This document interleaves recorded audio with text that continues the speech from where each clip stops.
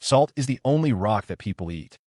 Every other mineral in your diet arrives inside something that was alive.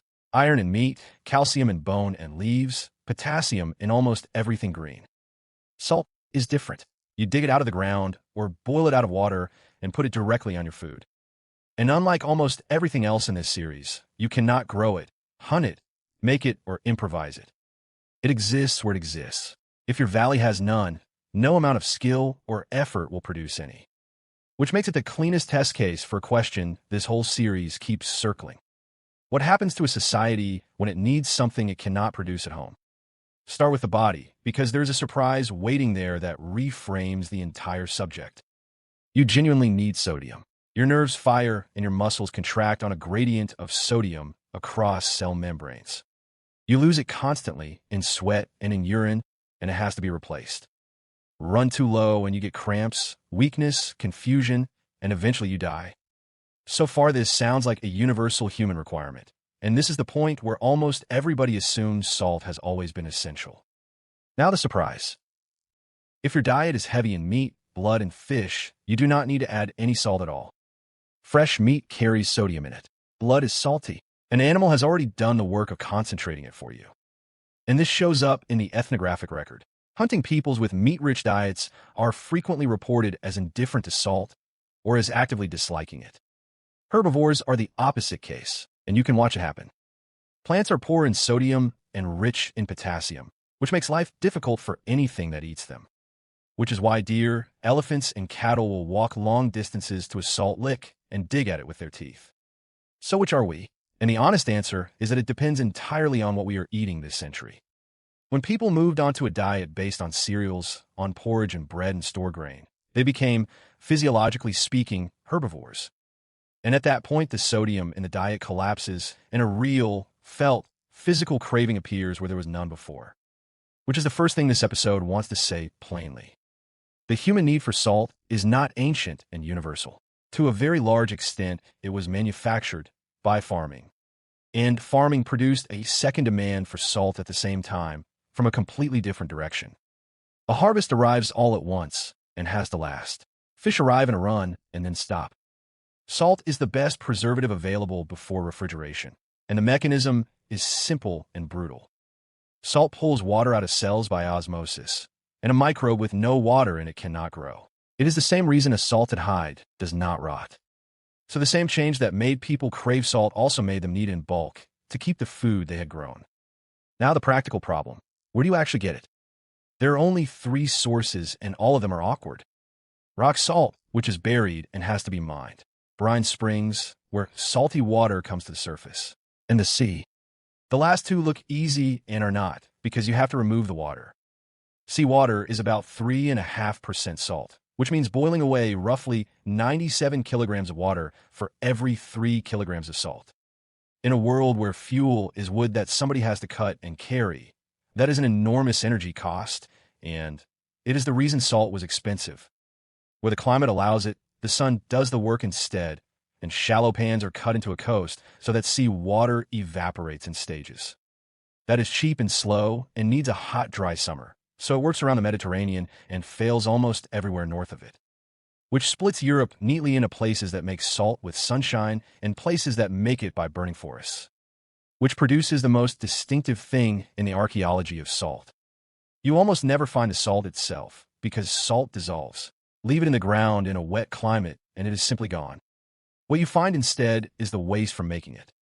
To boil brine, you need vessels and supports to hold them over fire, and they crack constantly from heat and salt.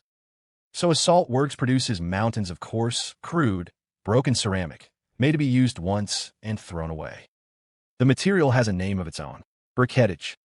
It is coarse, badly fired, and completely undecorated because nobody was ever going to look at it twice.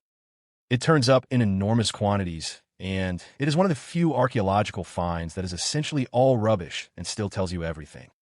The industry is invisible. The bins are enormous.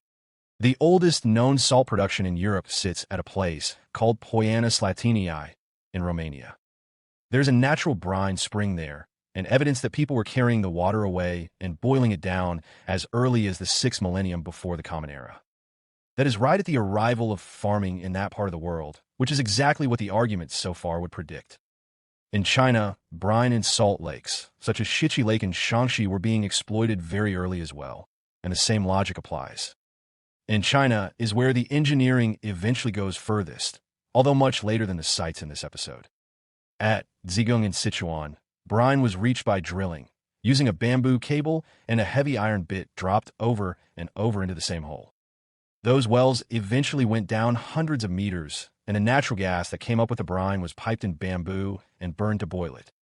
A salt works that drills its own wells and fuels itself on the gas it hits on the way down is a serious piece of industrial engineering.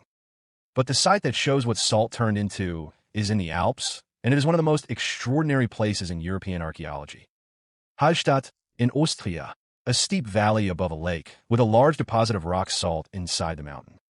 People began mining it seriously around 1,500 years before the Common Era. Not scraping in an outcrop, driving shafts hundreds of meters into the mountain, with bronze picks, working by torchlight. And here is what makes Hallstatt exceptional, and it is the same property the episode has already explained. Salt destroys bacteria. A salt mine is one of the best preservation environments on Earth. So the things that never survive anywhere else survive here. Wooden shovels, still shaped by the hand that made them. Ropes of lime bast. Torches of resinous pine, burnt at one end. Leather sacks with a wooden frame and a toggle, designed so a miner could tip a load out with one pull and not have to stop. Woolen textiles and twill weaves, dyed in colors, with sewn edges. Actual clothing from the Bronze and Iron Age, not an impression in clay. The oldest known wooden staircase in Europe, built around 1344 before the Common Era, still standing where it was assembled. And because salt preserves everything, human feces, which have been analyzed and show a working diet of barley, millet, beans, and fruit, along with fungi that indicate blue cheese and beer. The oldest direct evidence for both, found in a toilet-shaped gap in a record that nobody expected to be filled. Now look at what all of that adds up to, because it is not a village activity. A shaft hundreds of meters underground needs timber, ventilation, lighting, and a way of moving broken salt to the surface in quantity. It needs people underground on a schedule, equipped with standardized gear that somebody else made. And the human remains from the associated cemetery show heavy were consistent with hard physical labor, including in the skeletons of the young. So this is not a group of farmers digging out what they need. It is a specialized workforce, doing one job, supported by everybody else.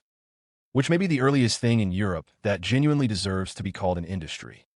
And an industry needs customers, which brings us to what salt does to a map. There is one more customer worth mentioning, because it doubles the demand and rarely gets said out loud. Livestock needs salt as much as people do, and for the same reason, because they are eating plants. So a herding society is buying salt for the animals as well as the family, and the quantities stop being domestic very quickly. Salt is heavy, bulky, essential, and produced in a small number of places. Those four facts together make routes. The Romans had a road called the Via Salaria, the Salt Road, running inland from the coastal salt pans.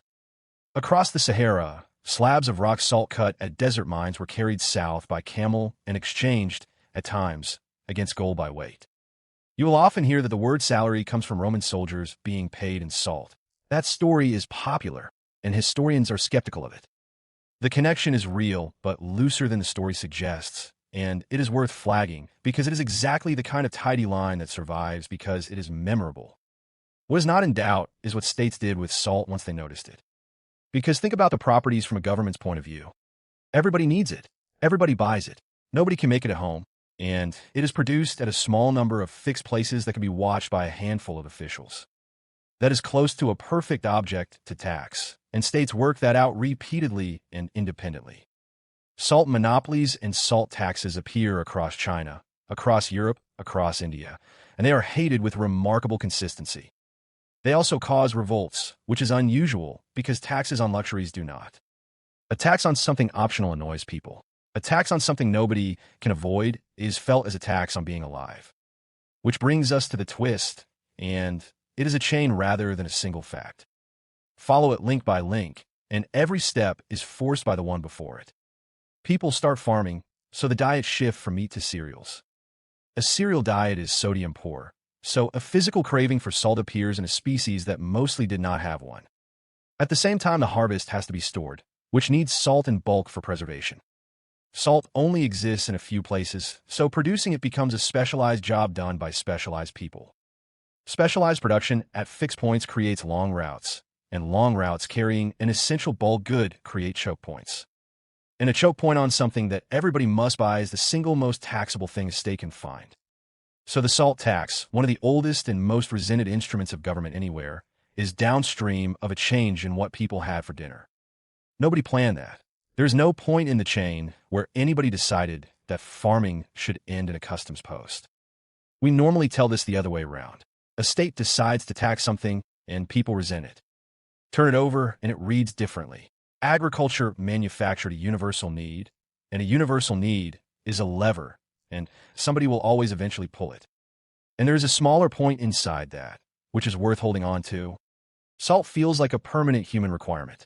It is a requirement now for almost everybody alive. But for most of the time our species has existed, it was not one, and there were people who did not want it. The things that feel most obviously necessary are quite often the newest things in the room. It is worth being suspicious of that feeling in general, because it is the same feeling that makes every arrangement look permanent from inside it.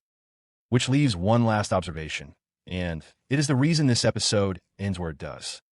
The property that made salt worth all of this, the fact that it pulls water out of living cells and kills what is in them, is the same property that turned Hallstatt into an archive.